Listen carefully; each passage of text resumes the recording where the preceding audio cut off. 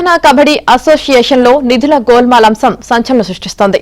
జిల్లా స్థాయి కబడ్డీ పోటీలకు కేటాయించిన నిధుల్లో 60 లక్షల రూపాయలు సొంత ప్రయోజనాలకు వాడుకున్నారంటూ ఆరోపణలు వెల్లువెత్తుతున్నాయి. అదేవిధంగా జూనియర్ నేషనల్ కబడ్డీ టోర్నమెంట్ నిధుల్లో 1,20 లక్షల రూపాయలను దుర్వినియోగం చేశారని తెలంగాణ కబడ్డీ అసోసియేషన్ మాజీ కార్యదర్శి సురేష్, కోశాధికారి శ్రీరాములపై అబిడ్స్ పోలీసులకు ఫిర్యాదు చేశారు. ఈ మేరకు ఫిర్యాదును స్వీకరించిన పోలీసులు శ్రీరాములపై కేసు నమోదు చేసుకుని దర్యాప్తును ముమ్మరం చేశారు. సురేష్ ఇచ్చిన ఫిర్యాదులో సాట్స్ నిధులను పక్కదారి పట్టించడమే కాకుండా సంఘానికి అధికారిక ఖాతా ఉన్నప్పటికీ మరో అనధికార ఖాతా నుంచి డబ్బులు విత్డ్రా చేశారని ఆరోపించారు.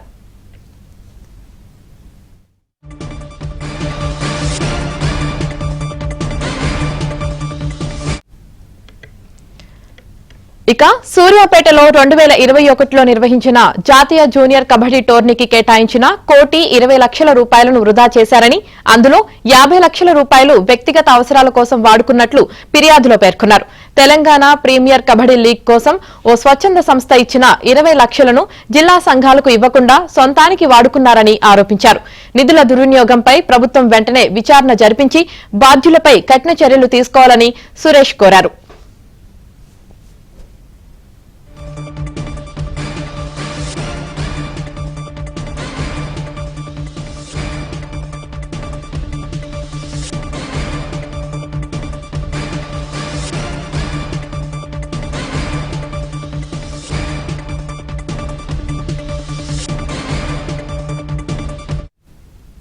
తెలంగాణ కబడ్డీ అసోసియేషన్ లో నిధుల గోల్మాల్ అంశం సంచలనం సృష్టిస్తుంది. జిల్లా స్థాయి కబడ్డీ పోటీలకు కేటాయించిన నిధుల్లో 60 లక్షల రూపాయలు సొంత ప్రయోజనాలకు వాడుకున్నారంటూ ఆరోపణలు వెల్లువెత్తుతున్నాయి. ఇక ఇదే అంశానికి సంబంధించి పూర్తి సమాచారం మా క్రైమ్ కరెస్పాండెంట్ ప్రవీణ్ అందిస్తారు. ప్రవీణ్,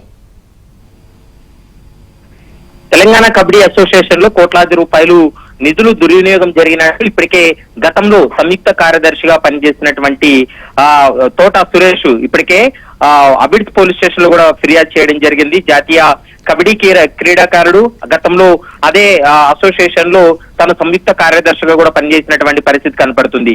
అయితే ఇప్పటి వరకు అసోసియేషన్ లో కార్యదర్శిగా ఉన్నటువంటి జగదీష్ యాదవ్, కోశాధికారిగా ఉన్నటువంటి శ్రీరాములు గత 40 ఏళ్లుగా అసోసియేషన్ లో ఉంటూ అక్కడ అక్రమాలకు పాల్పడుతున్నారంటూ కూడా తన ఫిర్యాదులు కూడా పేర్కోవడం జరిగింది. 2020 నుంచి 2024 వరకు తెలంగాణ రాష్ట్ర కబడ్డీ అసోసియేషన్ సంయుక్త కార్యదర్శిగా పనిచేసినటువంటి సురేష్ ఆ అసోసియేషన్ కు వచ్చినటువంటి నగదును వాళ్ళు వ్యక్తిగతంగా బదిలీ చేసుకున్నారు, వ్యక్తిగతంగా వాటిని ఉపయోగించుకున్నారనేటువంటి అంశాన్ని కూడా ప్రస్తుతం ఆ యొక్క కంప్లైంట్ కూడా పేర్కొనడం జరిగింది. మరోవైపు అసోసియేషన్ కు అధికారికంగా ఉన్నటువంటి బ్యాంకు ఖాతా ఉన్నప్పటికీ కూడా ఇద్దరు కలిసి అనధికారికంగా మరొక బ్యాంక్ అకౌంట్ ఏర్పాటు చేసుకొని 60 లక్షల రూపాయలు విత్డ్రా చేశారనేటువంటి అంశాన్ని కూడా గుర్తించారు. 2021లో సూర్యాపేటలో జరిగినటువంటి జూనియర్ నేషనల్ కబడ్డీ టోర్నమెంట్ కోసం ఒక స్వచ్ఛంద సంస్థ ఇచ్చినటువంటి అమౌంట్ తో పాటు దాదాపు 1,20 లక్షల రూపాయల ప్రభుత్వం విడుదల చేసినటువంటి నగదును కూడా దుర్వినియోగం చేశారనేటువంటి అంశాన్ని కూడా అందులో స్పష్టంగా పేర్కోవడం జరిగింది. దీంతో అబిడ్స్ పోలీసులకు ఇచ్చినటువంటి ఫిర్యాదుతోటి పోలీసులు కూడా ఎఫ్ఐఆర్ నమోదు చేయడం జరిగింది. ఇప్పటికే BNS section 316 class 2, 318 class 4, red with 3 class 5 కింద బిఎన్ఎస్ చట్టం కింద కేసులు కూడా నమోదు చేసి పోలీసుల ఇన్వెస్టిగేషన్ కూడా కొనసాగిస్తున్నారు. ఇన్వెస్టిగేషన్ లో వీరు తెలంగాణ కబడ్డీ అసోసియేషన్ సంబంధించినటువంటి ఖాతాతో పాటు వీళ్ళ బదిలీ చేసుకున్నటువంటి 2 ఖాతాలను కూడా పూర్తి స్థాయిలో విచారించిన తర్వాత ఇద్దరి పైన కూడా చర్యలు తీసుకుంటామంటూ కూడా పోలీసులు ఒకవైపు చెప్పినటువంటి పరిస్థితి కనబడుతుంది. మరోవైపు రాష్ట్ర ప్రభుత్వము స్పోర్ట్స్ అథారిటీ కూడా పూర్తి స్థాయిలో దీనిపైన చర్యలు తీసుకోవాలంటూ కూడా ఫిర్యాదులో పేర్కొన్నారు. కాబట్టి మరి ఖచ్చితంగా ఈ కేసుకు సంబంధించి పూర్తి స్థాయిలో టెక్నికల్ గా విచారణ జరిపిన తర్వాత వారిద్దరిని కూడా అదుపులోకి తీసుకొని విచారించేటువంటి అవకాశం అయితే కనపడుతుంది. Right, thank you Praveen.